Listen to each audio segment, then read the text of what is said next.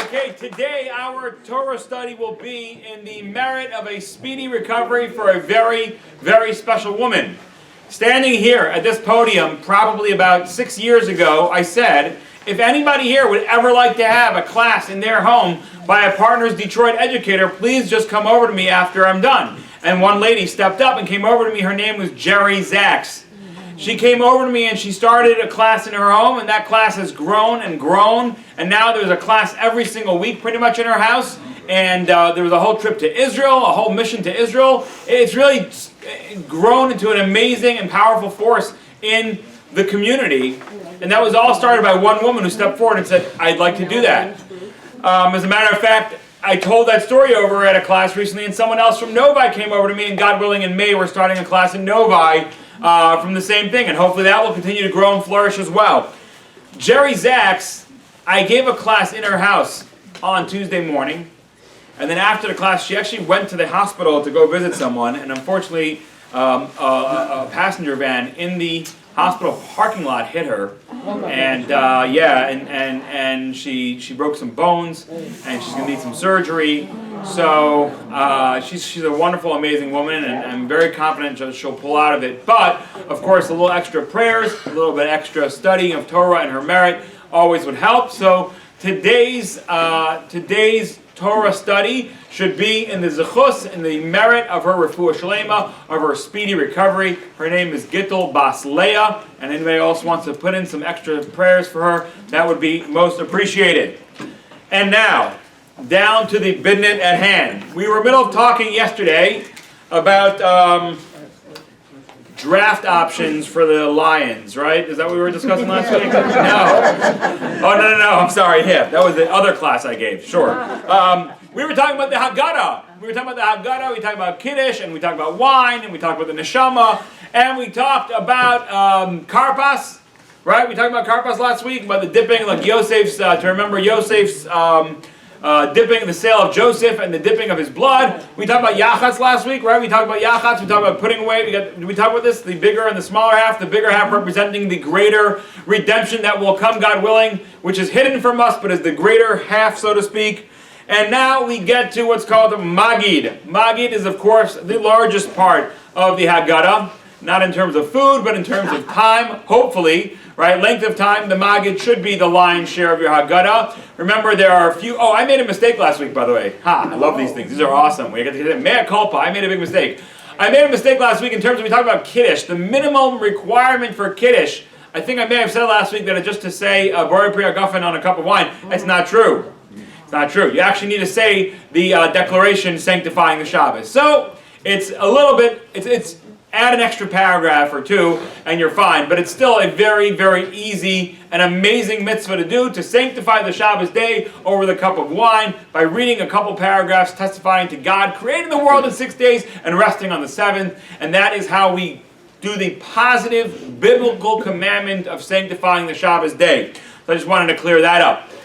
Now, Magid is one of the biblical commandments at every one of our Seders. The Torah says, "Gotta tell the bincha bayomahu lemar," and you shall tell to your child on that day, saying, "This is because of this God did for me when He took me out of Egypt." We have a biblical requirement to tell over the story of Egypt, and as we read last week from Maimonides, to tell over the Nisim and the Niflaot, the miracles and wonders that God did on our behalf when we came out of Egypt.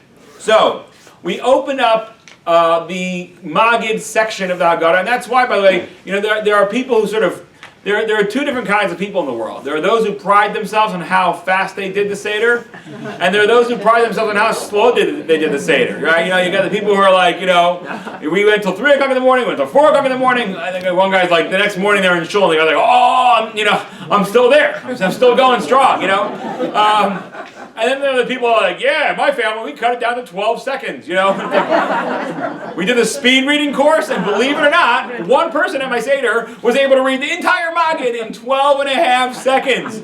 He got all of our Afikomen presents and deep appreciation for his skills in cutting down our Magid to nothing. That is not the goal. The goal, of course, is to tell over the story more and more and discuss it more and more in depth, as one of the chapters says itself, and we'll get to that in a moment, one of the paragraphs. But we start off the Magid section with the Halach Ma'anya. Halach Ma'anya is when we pick up the half not the half, it's the smaller half, so it's the smaller portion of the middle matzah that we just broke.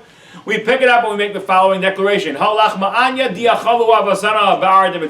is the bread of affliction that our fathers ate in the land of Egypt. Called anybody who's hungry, come and eat. Called anybody who's in need, come and join our Passover experience. Hashata hacha, this year we are here. Lashana haba ba'ardi Yisrael, next year in Israel. Hashata avdi, this year we are slaves. Lashana haba b'nei chorin, next year we should be free. Now those three statements seem to be incredibly disjointed and disconnected. Again, what are the three statements? Number one, this is the bread of affliction that our fathers ate in the land of Egypt, talking about our slavery.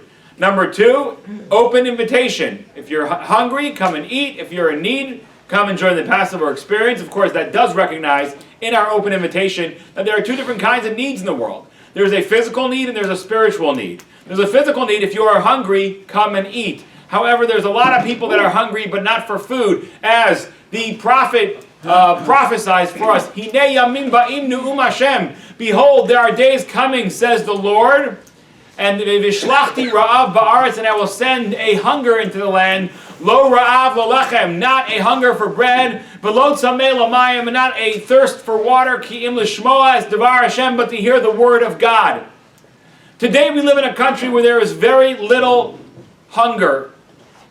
Comparatively, there is very little hungry. The reality is that in America, nobody has to die of starvation. That is a reality. There are other countries in the world where people die of starvation. In America, there is absolutely nobody that has to die of starvation. There are food banks. There's plentiful food. The vast majority of us, you talk about the shtetl, right? Like, we have this nostalgia for Tevye days, right? Back in the day in the shtetl, Tevye days were not that great. In the shtetl, it was incredibly common for people to share a potato for dinner. You get like one big potato, you cut it up into 6 portions, and that's what you would get for dinner. A piece of potato. There were often, I spoke to a Holocaust survivor who told me, before the Holocaust, we were talking about life in the shtetl.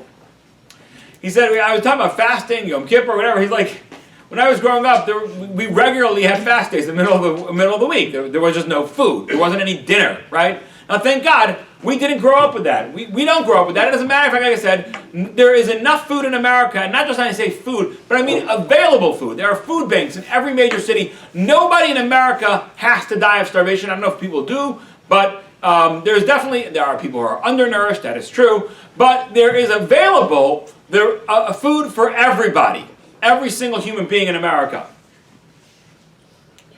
So today there's not a great, I don't think any one of us here is intimately close with anybody who's going to stagger up to someone's door in Pesach and be like, I'm really hungry, can I just get some food? I was looking forward all year for this, you guys have those dry, flat breads, kind of somewhat of a fan favorite, right? But there are many people out there. There is an enormous need. Not a hunger for bread and not a thirst for water, ki im l'shmoa dvar Hashem, but to hear the word of God. There are many people walking around out there hungry for a deeper, more meaningful religious experience. I don't mean religious in like keeping Shabbos and kosher, which is amazing also, and I believe a lot of people are hungry for that too. But I'm saying there are people out there who are hungering for meaning in life. An enormous amount of people like that. So this year for our Seder, it behooves us all to look at our list instead of waiting until the Seder just to say, okay, whoever's hungry, chances are no one's going to hear you, and chances are they're not going to knock on your door. But we should be thinking proactively, not just of who is hungry, but of who is needy to come and join our Pesach experience. Maybe somebody who doesn't have a family to go to. Maybe somebody whose family lives out of town. There are young professionals who moved here from out of town and don't have family here. They're here working in the tech sector or whatever it is. There are a lot of people out there who don't have a Passover Seder. Maybe they have a family, but their family doesn't celebrate Pesach. So that's really something important for us to think about. Who can we invite? So we have the second part of Halach Ma'anya, which is open invitation. And then we have the third part, which is this year we are here, next year in Israel, this year we are servants, next year we should be free. Basically, like regarding the redemption. Now, what is the connection between these three elements? Right? This is the bread of affliction. It seems to be we're starting to talk about our slavery experience. Then we go into open invitation, and then we go into redemption in Jerusalem. What is the connection? So, like this. First of all, the very fact, I Googled the following words. I Googled person who grew up poor. I was kind of looking for a story of someone who grew up poor and then now gives a lot or whatever. What I found was something fascinating. I found a lot of things. You can Google anything and find like 400,000 answers in 0.3 seconds. Google is very good at telling you how many things they found for your answer in very, very small fractions of a second. It's amazing. That being said, what I found most fascinating was the story of a person who grew up dirt poor with not enough food to eat, literally. And he wrote, he's thank God, very, very successful, multi-millionaire. But he says, I measure my success by these, and there's a picture there of pantries filled with food. Pantries filled with food. He grew up, there was nothing in the pantry. And he gets great comfort in knowing that now his children, whenever they're hungry, they can go to the pantry and there's a huge selection of food they can choose, they can pick. They never have to go hungry. He knows what it's like. Now, most of us, when we think of wealth, very few of us think of pantries full of food. When we think of wealth, we think of houses, cars, maybe private jets, yachts. This guy, who's himself very wealthy now, when he thinks of wealth, he thinks of pantries filled with food. We, the Jewish people, have been through an enormous amount of suffering. We've been through poverty, we've been through oppression, we've been through affliction, we've been through genocides.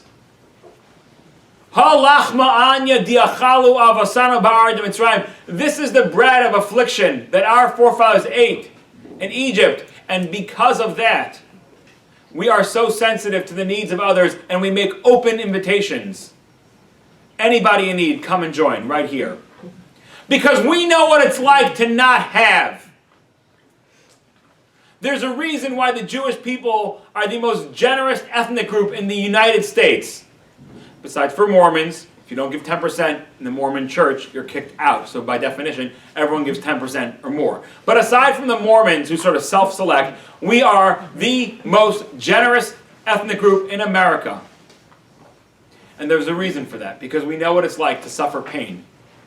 There's a reason why when there's an earthquake in Haiti or a nuclear meltdown in Japan, the first people to be setting up a mobile field hospital is the Jewish people, because we know what it's like. Because we know what it's like to have the bread of affliction, that's why we're so open. Because we know what it's like to be oppressed, that's why we as Jews are so busy trying to help others. Our main traits, the traits of the Jewish people, are Rachmanim, Baishanim, and Gomlei Chasadim. The Talmud tells us in Tractate Yevamos, the three traits of the Jewish people are: we are compassionate, we are Baishanim, we have a certain sense of modesty and shame from displaying things that we shouldn't be displaying, and Gomlei Chasadim, people who do acts of kindness. Where does that compassion, where does that humbleness / humility come from? Where does that acts of kindness come from? Why are we volunteering more hours than everybody else? Because we know what it's like. Which then also importantly brings out a very deep message. That the act that our forefathers went through, the slavery, the challenges, the oppression that they went through, while incredibly difficult, gave us as a people an enormous benefit. Built into our DNA is compassion and acts of kindness because we went through difficulties. It creates sort of a silver lining, both for our national slavery in Egypt, telling us that there's a value here. The fact that we went through all this pain and suffering is exactly what makes us the greatest nation on earth right now.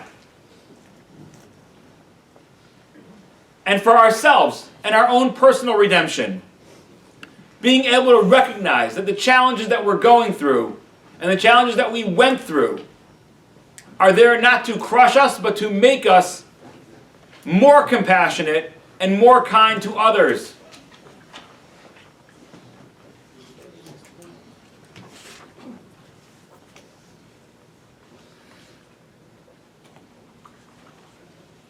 At one time, I don't want to get into details, but I one time went through an incredibly heartbreaking situation. I was broken, bawling like a baby for hours. It was devastating. And I remember thinking, why did this happen to me? I couldn't really figure it out at first. I mean, of course, it's not like I need to have an answer. If God can't come up with a good answer, then I'm done here. It's not one of those kind of situations. I was just trying to understand, like, why did God put me through this? Like, where is the value add over here? And not always are we going to figure out. Sometimes we are, sometimes we're not.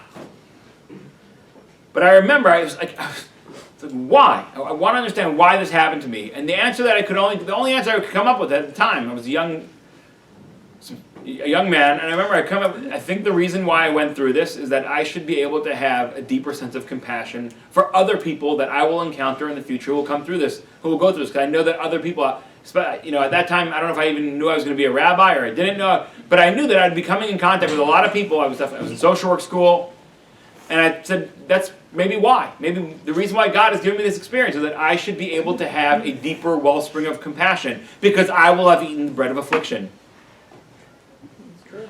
So as a nation, we've eaten the bread of affliction, and that's why we have the open invitation. So that's the transition from halach ma'anya to whoever is hungry, come and eat. Whoever is in need, come and join the Pesach. What's the connection to this year we are here, the next year in Jerusalem? The Talmud tells us that in the merit of charity and kindness, we will be redeemed. So, we went through the affliction, which therefore makes us more compassionate and kind. But through compassionate and kindness is where we'll get our eventual redemption. And that's what sort of ties together the halach ma'anya, going from the past of our affliction to our current status of open and kind and warm and giving, and working on it to be even more open, kind, warm, and giving, to the future, which this will be the merit of our redemption. So in the very sort of seeds of our enslavement is the seeds for our redemption through the process of self-improvement. So that is the halach ma'anya. After halach ma'anya, what do we have? We have the manashtana. The manashtana is the 4 questions. Of course, this is a family favorite time. Everyone gets to ask the questions. Every other year, I go to my in-laws for Pesach. Every other year, my wife's parents and all of their children all celebrate Pesach together. So, in the beginning, when we first got married, 13, 14 years ago, so how many grandkids were there to say the manashtana? Like 3, 2, 1, 4, 5.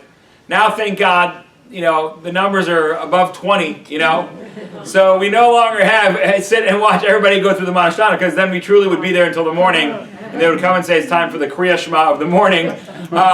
Instead, we usually will do like little family breakouts. So like the Burnham family, and you got the Skolnick family, and you got the Fromwoods family, and you got different families, and the Shannon family, and each one sort of does the manashtana with their family. But manashtana, we love it, asking all these questions, right? As a matter of fact, what do you do if you have no children there? So the youngest person there asks, exactly. Now listen to this fascinating idea though. Let's say there's no one to ask. You know what you do? You ask yourself the questions. You ask yourself the questions. There's a real value here in the act of asking questions.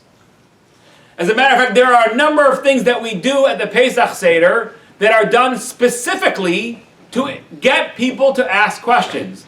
There are certain customs that we do. For example, at certain points in the Seder, we remove the Seder plate from the table. And then we bring it back. And why are we doing that? And there's no reason. The only reason why we're doing that is to encourage people to ask questions. The idea is to get sort of the curious mind flowing. Let's get the question juices coming. Go ahead, ask, ask, ask. And why is that such an important part of the Seder? So, a number of years ago, I was sitting in a lounge doing some work on my laptop, kind of minding my own business, busy, and there was an evangelical couple over there. They were sitting there eating lunch or something. If I recall correctly, it was a corned beef sandwich or something like that. And although I didn't inspect so carefully, and about, they're sitting there, they see me, I got a yarmulke on. I don't know exactly how things work in the evangelical world, but I can tell you this much. that if they get you to convert and accept JC as your Lord and Savior, as a Jew, you're worth like a lot of points. You know what I'm saying? Like, you're worth like at least 100 points. Like, you get like bonus miles. If you buy a Delta ticket on a Delta credit card, you get double miles. Like, you know, if they get a Jew, there's like lots and lots of extra miles. So after they're finished their sandwich, they decide, here we go, this is a Jew sitting here, let's go and talk, right? So they come over, hey, can we ask you a few questions? Now, I didn't know what they were coming to ask about yet, and I said yes. If I knew what they were asking about, I probably would have said, I'm sorry, I'm really busy right now. I honestly think that there's very incredibly little value. As a matter of fact, there's negative value in engaging in any conversation with a missionary if they come over to you, if they try to talk to you, if they want to ask you questions about how do you have atonement now because there's no more sacrifices, or any other questions. Really just say, you know, I really appreciate it, but I'm kind of busy right now, or I'm not really open to talking about that. And if you ever hear the words Isaiah 53, okay, that's your code word. Get out of this conversation. It's not really an open conversation. It's an attempt to convert you. And if you actually can prove them wrong, they're just going to go to a different verse. And there's not really it's not a dialogue. It's an attack. It's an attempt to take you over. So it's really not worth your time wasting your time with those conversations. So I highly recommend not engaging. I didn't know they came up. Can we ask you a few questions? Sure, whatever. I'm a nice guy. I'll talk to people. You know. So then they start talking, and how do you guys? I just notice that you're Jewish. Yes, I'm Jewish. You know, how do you get atonement? As soon as I hear that question, also, as soon as you hear that question, it's another sign. I'm wondering, how do you guys get atonement because there's no temple around anymore? Okay, of course, you could tell them that the prophet told us straight out before the temple was destroyed that you will use your mouth in the place of offerings. You will use your prayers as your atonement, but you can't. That's not. It's a very one-track mind. It's not really. That's what I'm saying. You're not having a dialogue when you're talking to a missionary. In any case, so it's time for me to end this conversation. I had work to do, so I pulled out the following trick. And anybody, again, do not engage anybody in conversation, ideally. But if you're stuck on a flight next to somebody or whatever, try this one on for size. Coughing fits. So what? Coughing fits. Coughing fits, or you say, you know, if you're not stuck next to them on a flight, you could say, I would love to talk. I'm just recovering from Ebola right now.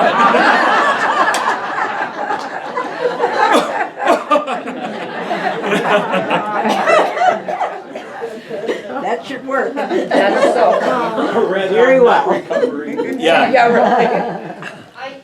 When people come to my door, it's usually like a Jehovah's Witness that really feels like it's a godly thing to do to come to your door. Right.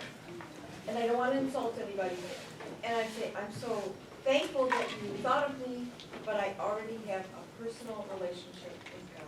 Beautiful. As a matter of fact, a friend of mine told me that's great. Perfect. And it works every time, because I do. Right, good. I like that. I said, and I know you do too. Great. Alrighty, there we go. That's a great one. As a matter of fact, a friend of mine told me he was walking on his college campus, and this guy said, hey, can I interest you with a copy of the New Testament? And he said, no, my old one works just fine.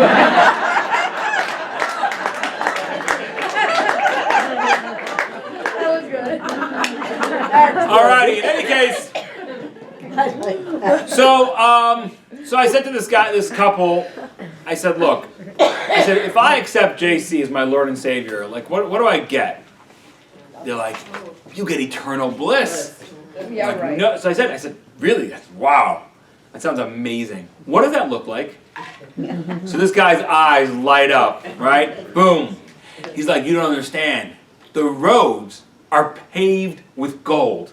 Everybody gets a Rolls Royce. Like the houses are mansions with any kind of food you can imagine and big pools. I said, really? He's like, yeah. I said, well, let me ask you a question. When you die, what goes to heaven? Your body or your soul? So I had to think about that for a moment. But he's like, your soul. I said, do you really think that your soul cares about driving a Rolls Royce? Absurd, right? Forget about it. Like, how does your soul drive a Rolls Royce? Like, I'd love to see someone's soul get into a Rolls Royce and just change the gear from park into drive. Like, it doesn't really work. It's not a physical thing. Is it on the right hand of the street or the left? Exactly. What kind of Rolls Royces do they have in heaven? Oh, they have the English kind? I'm out. I only drive on this side of the street. Anyway, so the wife the wife, as women generally are a little bit more sharp, attuned to these situations, she realizes, okay, we just backed ourselves into a hole. It's time to get out. So she's like, well, it could be metaphorical. I'm like, but that's not what you said. So the husband, of course, he's a guy. He's like, he's not backing down for anything. He's like, no, yes, that's what you, yeah, your soul does care about driving in a Rolls Royce because God wants to give it to him. I'm like, but that's absurd because your soul your soul is totally spiritual. Spiritual things don't care about physical things. I start getting into it and like, it dawns on him that he's in trouble now. So, what does he back up to? He looks at me, he's like red, and finally blurts out, he's like, those who have faith don't ask questions. And those who ask questions don't have faith. To which I said, fine. I don't have your faith. I have questions. You don't have answers. We're done here. You know? And that was good. They left. They left me alone. Okay? But that's a fascinating thing. At the end of the day, what's his faith based on? At the end of the day, if you start asking any real questions, his faith is based on those who have faith don't ask questions, and those who ask questions don't have faith. In the Jewish world, we're very, very different. Pesach, in the mystical works, do you know what the night of the Seder is called? It's called Leila de Mehemnusa, the night of faith. The goal of the Pesach Seder is not to have all your family under one roof, although it's nice. It's not to have amazing, fluffy matzo balls, although it's nice.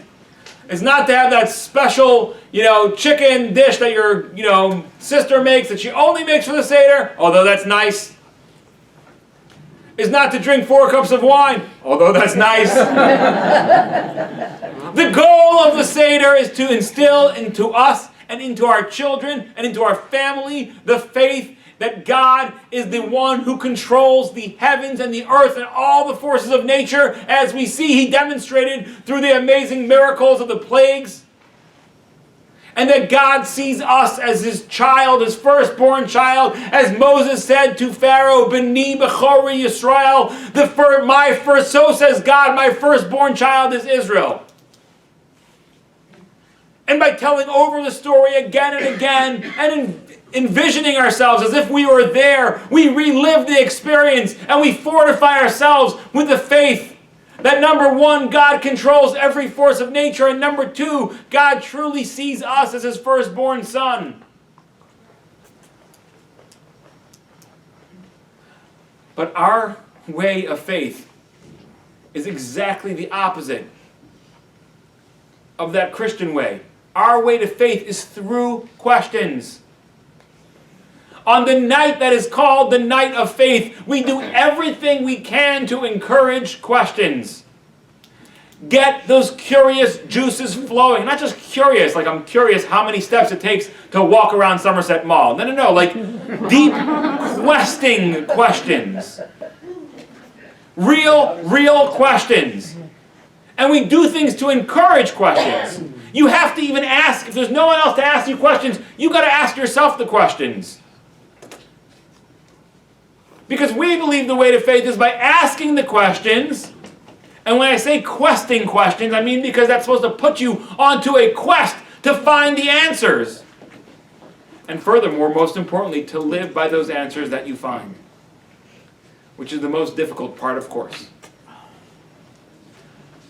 Last Shabbos, I spent the Shabbos Friday night meal with a good friend of mine. And he had a guest over. He's a frequent guest at their house. His name is John Minion. Are you guys familiar with the Minions? Those little cute Universal characters? Okay? Does anybody know what the names of the 3 Minions are? Do I got to teach you guys everything? Bob, Stuart, and Kevin. Come on. Come on, guys. Bob, Stuart, and Kevin. The 3 Minions. Any case, so this guy, his name is John, his last name is literally Minion, and he has 2 uncles whose names are Bob and Stuart. No Kevin yet.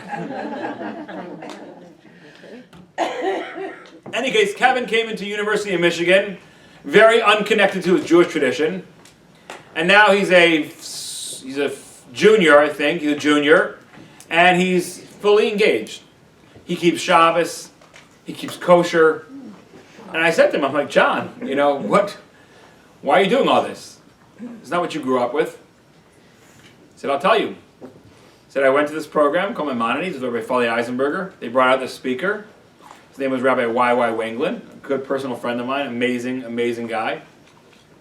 And he said, this guy gave a speech. And he was talking about Torah coming from Sinai and that it's a divine document. And I thought he was ridiculous. And I went over to him afterwards with a lot of questions. And he stayed with me for hours. Hours and hours, till 3 o'clock in the morning. He wanted to answer all my questions. But at the end of my discussion with him, I did believe that he was right. He had proven to me that Torah was a divine document. And I said, once the Torah is a divine document, how could I not follow it? That's beauty. That's what real faith means. It's asking true questions, working as long as it takes to find the answers, not just saying, well, I've got lots of questions. It's like saying, I've got lots of holes in my body, but I never look for a Band-Aid. Right? I'm saying, like, if you had lacerations all over your body, you would find a Band-Aid or stitches or sutures, a doctor, right? You don't just be like, well, I don't do this because I've got lots of questions. Questions come from the word quest, to find, to search for, to seek. John Minion quested for the answers, and he found the answers, and now he lives by them, which to me is incredibly admirable. That's how we believe faith should really happen. By people asking real questions and not resting until they get the proper answers, and then using that to inform how they live their lives. It's very interesting. Now, as a rabbi, I get questions that are often not questions at all. I'll give you an example of a question I'll get. Not as often as I thought I might get them, but actually I'll get this question once in a while. And when I came, it's interesting. You know, when I came here, I'm a Torah observant rabbi, and I expected when I came here, a lot of my questions would be issues about, you know, gender issues within the Torah community. I really don't get it that often. I think maybe it's either because people just come to our houses and see the beautiful family life that we have and recognize that everyone has an amazing place in our community, or maybe just it's not burning as deep as it used to burn. But I can tell you, you know, I'll get this question. Why are the Orthodox so discriminatory they don't let the men and women sit together in synagogue? Now, is that a question? No, that's not a question. A question would be, you know, I'm really looking into prayer, and I've noticed a bunch of different types of houses of worship, and I noticed that in your synagogue, the women and men don't sit together, and I'm curious to know why is that? That's a question. Why are you guys so discriminatory and don't let women and men sit together? That's not a question. That's a statement. Someone's throwing a statement, saying to me, I think you're discriminatory. Very, very different kind of response. Now, by the way, if I were to explain, for example, the reason why we don't sit together is because a synagogue is really a house of worship. It's a place where we're supposed to be creating conversations that go vertically between us and God. And that human nature is that when you have the genders together, there's a lot of attention going horizontally from people to people, which is simple human nature and healthy and good and correct. That's what should happen. That's the way God created us, with attractions for each other.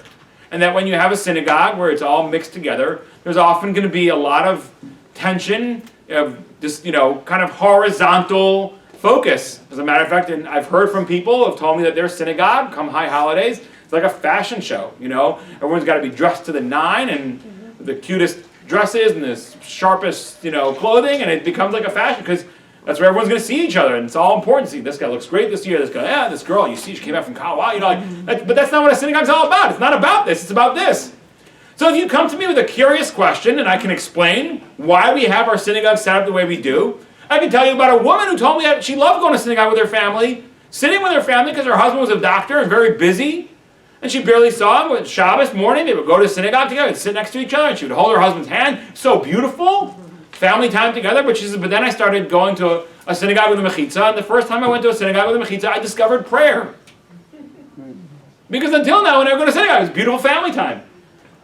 So I can talk to you about that, I can tell you. Now, if you came to me with a serious curiousness, a real desire to understand how prayer should be done right, I give you that explanation, you might say, you know what?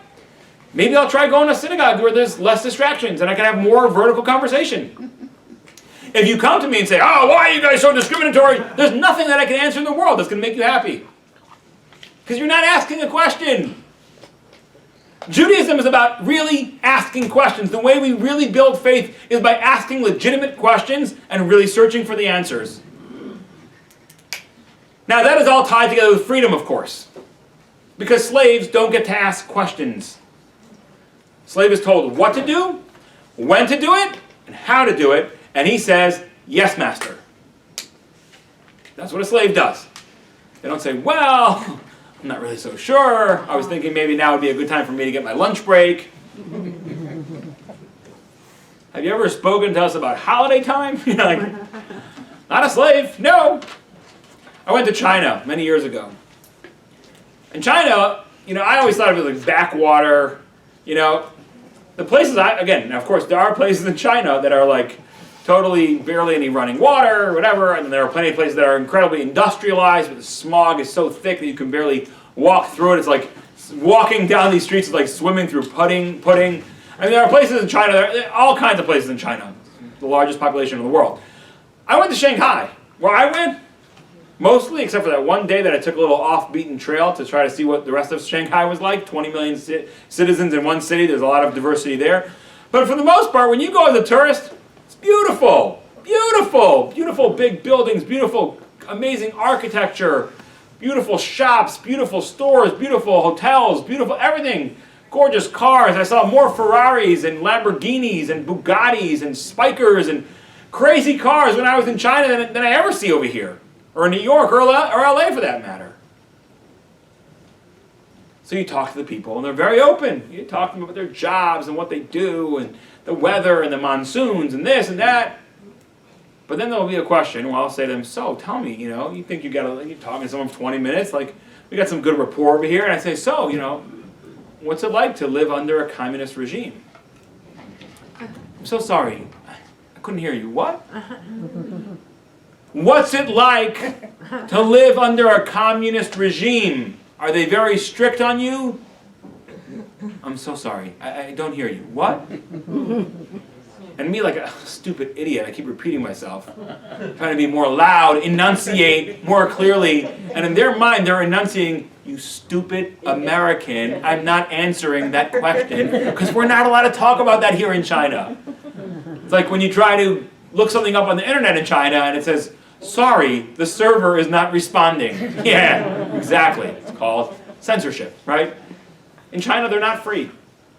They're just not free. As much as they have an amazing, beautiful cities and Lamborghinis and Ferraris and blah, blah, blah, they're not free because they can't talk about everything. There's certain questions they're just not allowed to ask. And they put that away. They live their lives, many of them, especially the ones who are successful, somewhat pretty much happy lives to a certain degree, but they're just never allowed to ask those certain questions. They're just off limits. They're not free. Pesach is the celebration of freedom. Zman Cheruseinu. Our freedom comes through asking questions. And when it comes to that, who is the biggest enslaver of us today? Ourselves. Because we don't let ourselves ask ourselves the big questions. There are certain questions that make us uncomfortable. There are certain questions that if I actually go on a quest to find the answer, hey, I might have to change a large part of my life. So I don't let those questions be heard. They're the off-limits section. Am I really the best husband, wife, brother, sister, son, daughter that I should be? Am I really the best Jew that I could be? Am I the best community member that I could be? Do I have enormous amounts of potential that are not being actualized at all? How has my life changed dramatically in the last 5 years? Those are questions we don't want to ask. They're hard questions to ask and they're harder questions to answer, so we kind of put them away. We enslave ourselves in our current life by not allowing ourselves the freedom to ask the quests. The questing questions. So on Pesach, it's not just a time to have the Seder, but it's also a time to try to experience freedom within ourselves. By allowing ourselves, amidst the whole hullabaloo of the Seder, but to find that quiet time and ask ourselves the questions that can liberate us if we're only willing to really go on that quest. That's what freedom is all about. That's our night of faith. That's our night of redemption. And that's our night of questions. Because they all come together. Okay. Where's that noise coming from? On the roof. Okay. Okay. Next. So we tell over the Manashtana, and we have the answer. The answer, we ask, why do we have signs of freedom? Why do we have signs of slavery? We answer with Avadim Hayinu L'Paro B'Mitzrayim. We were slaves to Paro of Mitzrayim. We can maybe go back to that. One thing I can tell you, so actually let's go in line with what we just said. We say, Avadim Hayinu L'Paro B'Mitzrayim. We used to be slaves to Paro and Mitzrayim, and Hashem took us out of there with a outstretched arm and with a strong arm and a outstretched forearm. And if Hashem had not taken us out of Egypt on this day, if Hashem had not taken our forefathers out of Egypt, then behold, us and our children and our grandchildren would still be slaves to Paro in Egypt. And even if we're all wise, we're all understanding, we're all elderly, we all know the whole Torah, we still need to tell over the story of the Yetzias Mitzrayim again and again. And the more you tell it over, the better, the more praiseworthy you are. How would we still be slaves to Paro and Mitzrayim? Paro is long gone. Mitzrayim is long gone. Egypt's gone. The Egypt of today is nothing like ancient Egypt. It's an entirely different culture, ethnic group. The ancient Egypt is literally gone from the annals of history. It exists now in museums, in hieroglyphics, in the pyramids of Giza, in Alexandria. But there's literally the Egyptian people. They're literally gone from the world. So how are you telling me that I would still be a slave to Paro? But metaphorical. In what sense? There's many sense. The Egyptians worshipped the sun. One of their main gods was the sun. That's right, Amun-Ra. And you can actually see in the hieroglyphics, you see this picture, it looks like a person with like a huge orb on top of their head. That's the sun god. Why do they worship the sun? And why was the very first mitzvah in the Torah to not worship, to not follow the sun calendar, but to follow the moon calendar, right? HaChodesh. Last week we read the special Torah portion of HaChodesh, which tells you that the Jewish people's very first mitzvah ever was you shall worship the moon and not the sun. What's the deal? The sun represents stability. The sun is the same every single day. 365 days a year, the sun is exactly the same. It may rise higher in the horizon or lower in the horizon depending on where you are in the world, but the sun is exactly the same. The Egyptians loved stability. If you were a king, you were a king for life. If you were a nobleman, you were a nobleman for life. If you were a peasant, you were a peasant for life. If you were a slave, you were a slave for life. There was no social mobility. It created a system that had enormous stability, mind you. So you can understand why the most advanced civilization in the world at the time would worship stability. By the way, had we not been given the Torah, which tells us, the Torah, the very first mitzvah of the Torah is, you go by the lunar calendar. The lunar calendar, the moon, is ever changing. It's literally constantly in flux, waxing and waning and waxing and waning. The Torah came and said, stability is not what you want in your life. You're all thinking, yes, I actually do want stability. You want stability in your physical health. You want stability in your financial security. I'm talking about in your moral life. You don't want stability there. You want to be fighting and falling and getting up and getting higher and getting lower instead of flatlining, but being dynamic. God would rather that you fall a few times, but then you get up even higher than seeing you just flatline, which exactly brings us back to what we spoke about before. Slavery to ourselves.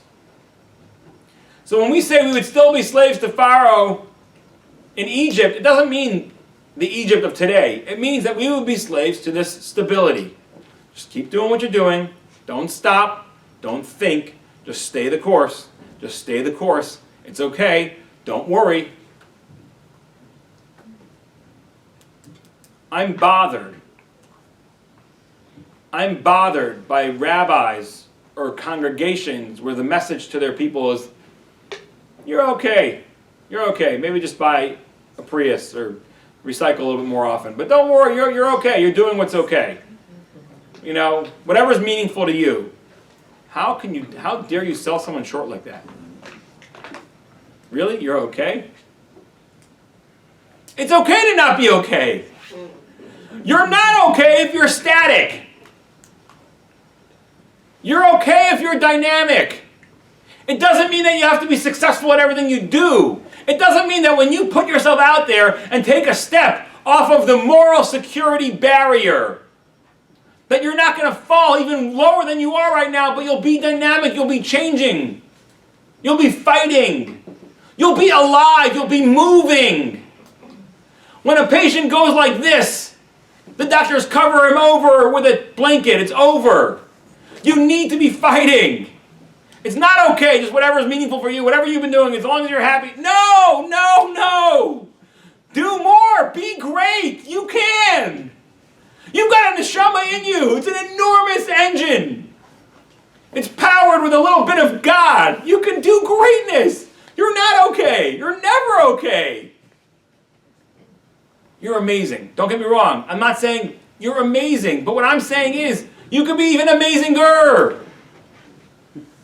This is not a father looking at a test that the kid got a 97 and saying, how come you don't have 2 more? This is someone saying, I look at you and I see people with enormous neshamas who have the ability to bring so much light into the world. And for someone to say, you're okay, no. They're selling you short. That's paro thinking. That's Egypt thinking. The word Mitzrayim means boundaries. Just go around, believe that this is all you can see. Take off the blinders. You're great. You have enormous potential with every breath that you have left in you. That's the tyranny that we would still be facing. And we still do face, to some degree. We have a way out of it. The Torah teaches us the way out of it, to challenge ourselves, to be greater and greater at all times. But that's still what we fight with. We still fight with the Pharaoh message of just stay the same, stay the course. Lastly, Maisa, Rabbi Lazar, Rabbi Yeshua, Rabbi Lazar ben Azariah, Rabbi Akiva, Rabbi Tarfon, Shoyu Mesubim ben Bnei Brak. There's a story with Rabbi Eliezer, Rabbi Yeshua, Rabbi Lazar ben Azariah, Rabbi Akiva, and Rabbi Tarfon that they were reclining in Bnei Brak as we recline at the Seder. Vayu Misaprim b'Yetzias Mitzrayim kol so alayla, and they were telling over the story of Yetzias Mitzrayim, of the exodus from Egypt that entire night. Ad sheba'u talmidehem, until their students came and said, Rabboseinu, our rabbis, higia zman kriyash mashal shachris, it has come time to say the morning Shema, i.e. it's already getting light outside. Why do we have this story here? Why is this story so important to the Megillah, to the Haggadah?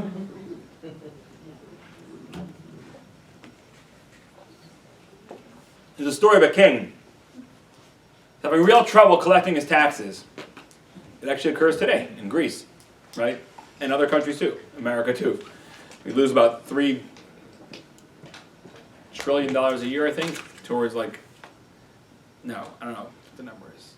It's a lot of money.